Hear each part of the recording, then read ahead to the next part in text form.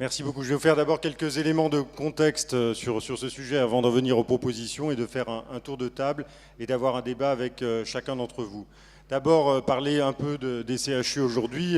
On a des attentes toujours plus fortes à l'égard des CHU. C'est vrai qu'on l'a bien vu dans la discussion sur la loi de modernisation de la santé. On a bien sûr nos missions soins, enseignement, recherche, innovation, mais on nous a demandé aussi récemment, et notamment à l'aune des GHT, de nous occuper de la gestion prospective de la démographie médicale. Et c'est vrai que les ARS aujourd'hui, à chaque fois qu'on aborde ce sujet, nous disent écoutez, occupez-vous-en dans le cadre de vos GHT. Donc c'est un sujet qui aujourd'hui devient extrêmement prégnant. Le CHU, c'est le dernier recours évidemment, et puis les CHU sont exemplaires, toujours très bien classés dans les différents magazines que l'on voit de manière récurrente. Une concurrence toujours plus forte, et ça je pense que c'est un des éléments forts du changement actuel. Une banalisation progressive des missions hospitalo-universitaires. On voit qu'il y a un effacement des domaines réservés, les CH qui participent bien sûr à l'accueil des internes, la disparition des domaines réservés, le développement de plateaux techniques en CH et cliniques. On voit la montée en puissance de gros centres hospitaliers, et c'est vrai que le modèle financier, il est favorable aux gros établissements, à case mix variés et aux activités de proximité bien rémunérées. C'est vrai qu'aujourd'hui, on peut voir que certains plateaux techniques de gros centres hospitaliers valent largement ceux des CHU, et parfois sont même d'ailleurs plus importants que nos CHU. Et puis les cliniques elles-mêmes, les cliniques privées, qui contestent nos financements dits réservés. Voilà. Donc un modèle de financement qui est à repenser, effacement des financements fixes et des structures au profit de financement par résultat, projet, mission, éparpillement des financements sur un nombre d'acteurs toujours plus important. Aujourd'hui, on a 395 établissements qui sont bénéficiaires des mairies en 2016. Un bouleversement territorial également. On a vu les nouvelles régions apparaître et du coup des nouvelles interrégions apparaître.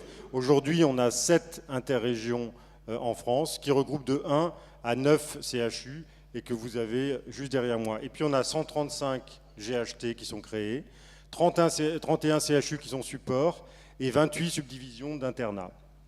Donc vous voyez un éclatement territorial.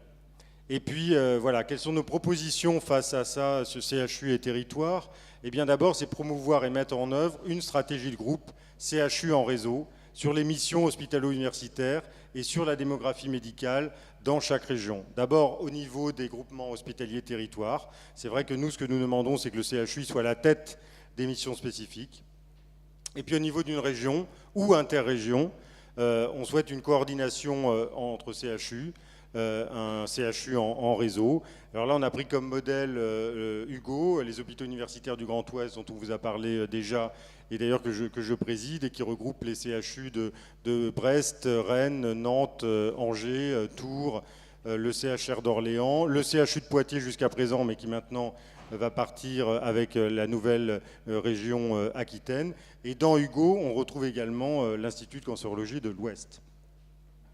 Deuxième proposition, intégrer les centres de lutte contre le cancer et les CHU dans des pôles territoriaux de cancérologie pour des projets médicaux communs, de parcours, de soins cohérents et la diffusion de meilleures pratiques. Alors c'est vrai qu'on a eu beaucoup de discussions sur ce sujet-là, certains souhaitant une intégration pure des centres de lutte contre le cancer au sein des CHU avec un pôle de cancérologie qui serait au sein des CHU, d'autres ne le souhaitant pas, et donc on en est arrivé à cette proposition de pôles territoriaux de cancérologie avec des CHU et centres de lutte contre le cancer associés pour une réunification de parcours cohérents, le déploiement de bonnes pratiques et autres pathologies chroniques, voilà, et puis évidemment développer des projets médicaux communs. C'est un vrai sujet entre nous parce que vous le savez aussi, les centres de lutte contre le cancer, eh bien, c'est une exception française. On a parlé beaucoup d'exceptions au cours de cette journée. Eh bien, c'en est une autre en France et il y a là un sujet assez important. Voilà pour les propositions qui ont été faites dans le cadre de nos assises.